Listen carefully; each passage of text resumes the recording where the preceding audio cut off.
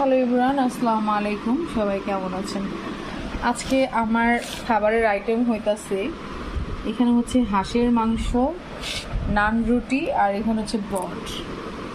তবে একটা জিনিস আমি ধরা খাইছি আবারও, ওনাকে আমি বারবার বলছি এর আগেও এরকম পার্সেল যখন আনবেন খুব সাবধান আনবেন আপনারা। সবাইকে আমি একটা কথাই বলবো, পার্সেল আনতে গেলে এই ঝামেলাগুলো করে। এর আগের বার সেম কাহিনী হয়েছে, ওনাকে আমি এবার যা বলছি যদি আপনারা আবার মানে এক জায়গায় এরকম হয়েছে, আপনারা যদি এরকম করেন তাহলে কিন্তু আপনাদের এসে ধরবো আমি।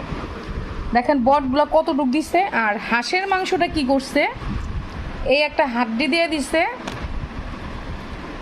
এই একটা হচ্ছে পাক দিয়ে দিছে, এই আরেকটা পাক দিছে।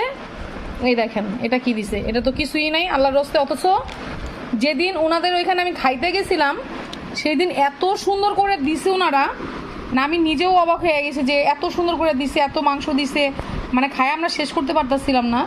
তো এর জন্য আমি আবারও গেছিলাম, কিন্তু দেখলাম এটা সাভার হচ্ছে বাস স্ট্যান্ড, সাভার এনামের সামনে আর কি, এনাম ঠিক এনামের একটু আগেই। তো আমি ভাবছিলাম, ওনাকে বলছিও যে আপনারা কিন্তু সেম কাজটা করেন না, আমি কিন্তু এখানে যেহেতু বাসা আমি আসবো আবার। কিন্তু ওনারাও দেখেন এর চেয়ে তো জঘন্যতম কাজ করছে, জঘন্যতম কাজ করছে, এটা খুবই খারাপ কাজ করছে। তো আমি এই ভিডিওটা করে রাখলাম ওনাদের দেখানোর জন্য।